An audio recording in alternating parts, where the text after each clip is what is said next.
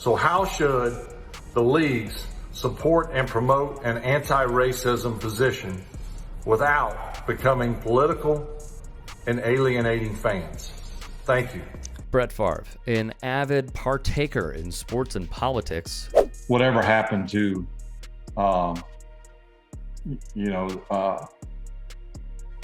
your ideas, your thoughts, your beliefs being yours and not wrong.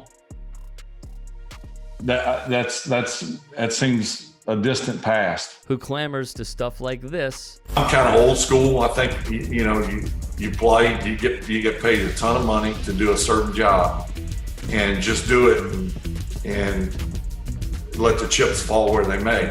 I think we make too much money to voice an opinion. And this was recently called out. Honestly, there are limited times where I go, Brain, what a good job there. As Aaron's talking about, learning about being tough from the guy that played football before him, Brett Favre at Green Bay. My brain literally was like, we're in holiday season. Brett Favre, what did he do? Didn't just steal from the poor. Yeah, he did that. What else? Oh, he is the actual Sticky Finger Bandits. Yep, that's right. From Home Alone 2. By none other than Pat McAfee on his show, and he did awesome. In a different text exchange, Favre asking New, if you were to pay me, is there any way the media can find out where it came from and how much? New text messages show the pressure former NFL quarterback Brett Favre was putting on then Mississippi Governor Phil Bryant.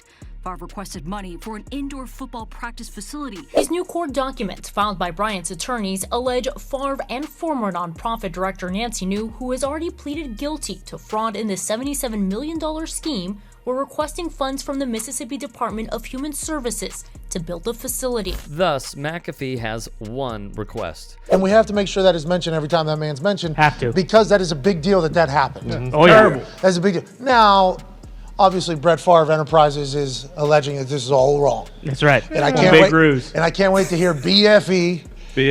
Drop BFE. To drop Brett Favre Enterprises' side of the story, and we will judge it accordingly. Right.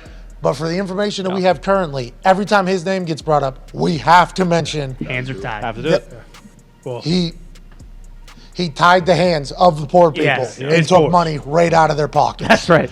Recently, the Mississippi Department of Human Services dropped its demand of $1.1 million against Favre, acknowledging he has already repaid that money for an unfulfilled pledge of public speeches. But it made a new demand of up to $5 million against Favre. I always shoot folks straight here if I think even a friend has strolled astray of propriety or the law.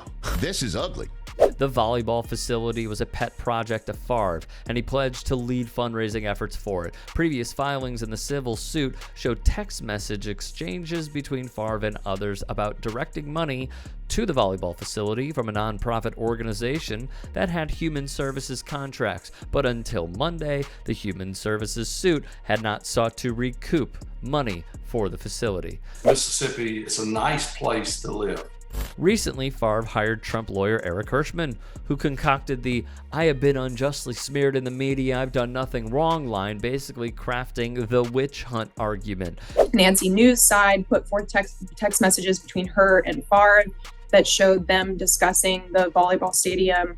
And even at one point, Brett Favre was asking, if UFSM can't take the money, maybe you can pay me under an advertising contract, and then I'll put the money in the volleyball stadium. So you can see kind of the workarounds that they were trying to pull. In a court filing Monday, the Department of Human Services acknowledged Favre has already repaid that $1.1 million he received from the Mississippi Community Education Center. The nonprofit organization had contracts with the department to spend money through the Temporary Assistance for Needy Families, or TANF, anti-poverty program. The organization paid Favre for public speaking to help raise money for the facility, that being the volleyball facility, but the state auditor, that being Shad White, said Favre failed to make the speeches. The Department of Human Services court filing Monday said Favre possibly recorded a single 20-second radio advertisement for that $1.1 million. Meanwhile, Hirschman, former Trump lawyer, rejects the new amended filings.